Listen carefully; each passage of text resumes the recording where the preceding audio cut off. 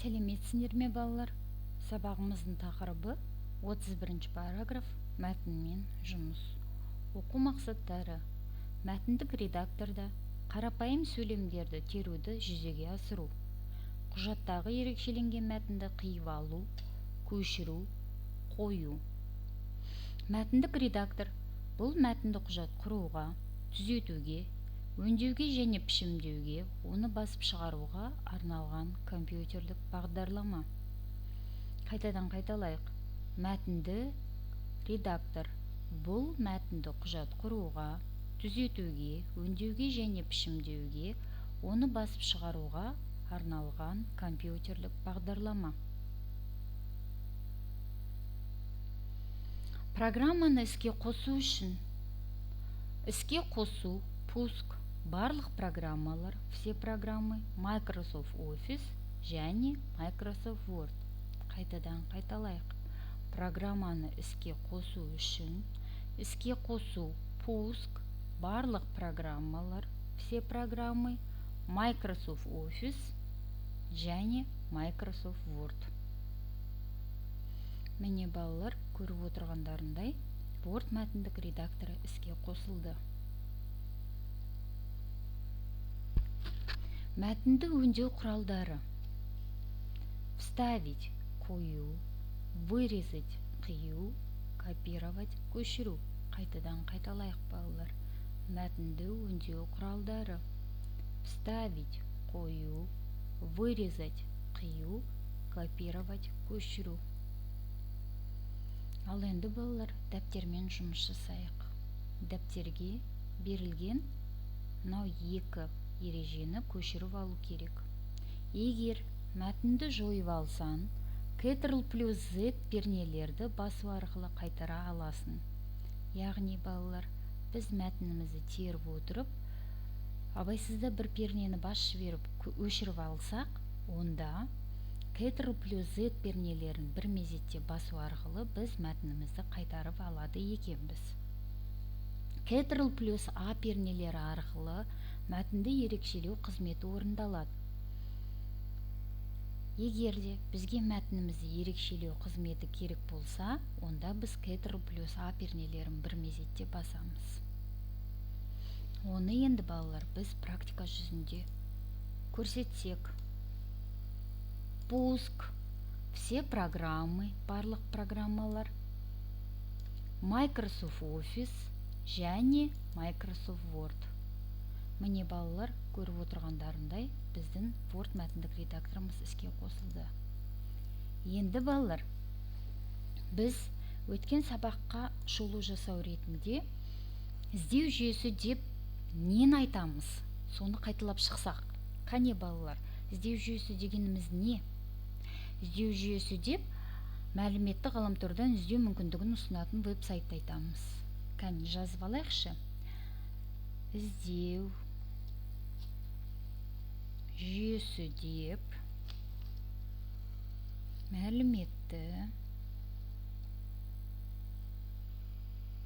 ғаламтордан іздеу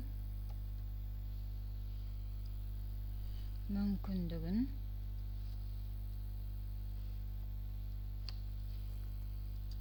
ұсынатын веб-сайт.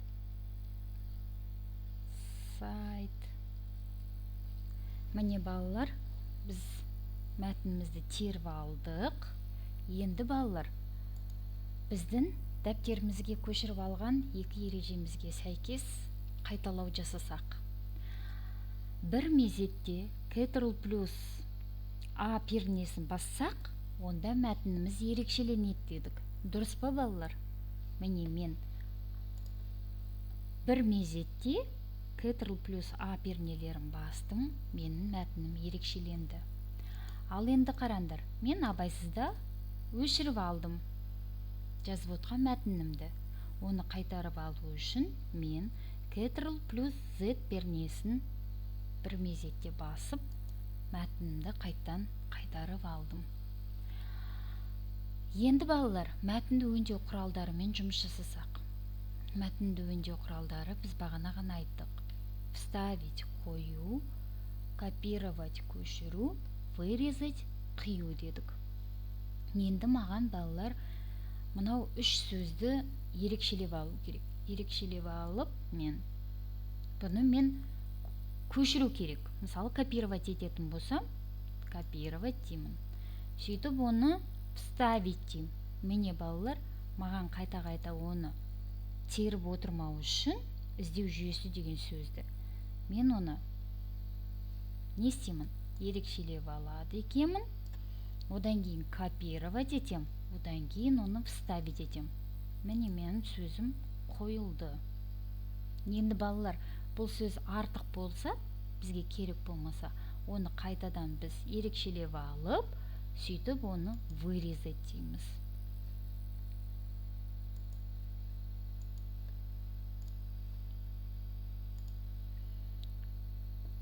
Ал енді балалар, келесі тапсырма бізде мынандай. Мәтінді оқыңдар, мағынасына байланысты сөздерді толықтырыңдар. Бізде мәтін берілген, көп нүктенің орнына керекті сөздерді қойып шығып, сөйлемімізді толықтыру қажет. Керекті сөздеріміз бізде мәтіннің астыңғы бөлігінде. Қане балалар, барлығымыз ойланып, көп нүктенің орнына керекті сөзді қойып, қайталап мәтінді айтып шығайықшы толықтырып. Құстар табиғаттың керемет тіршілік иелері. Құстар біздің досымыз. Маған үнемі анам құстарға қамқорлық жасап, қорғап жүр деп айтады. Құстар табиғатқа сән береді. Құстардың кейбірі адамға дос. Қане балалар, тағы бір рет қайталап шығайықшы. Құстар табиғаттың керемет тіршілік иелері. Құстар біздің досымыз. Маған үнемі анам құстарға қамқорлық жасап, қорғап жүр деп айтады. Құстар табиғатқа сән береді. Құстардың кейбірі адамға дос.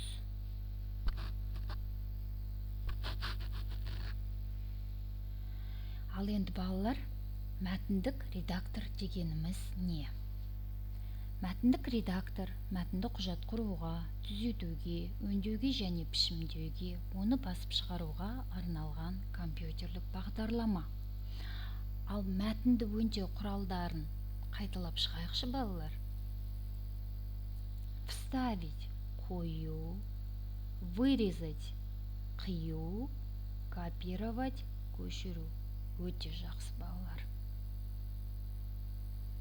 Ал енді балалар, үйге тапсырма. Интернет жүйесін қолданып, Наурыз мерекесі туралы ақпарат іздеп тауып, дәптерлеріне 4-5 сөйлем көшіріп жазып алыңдар.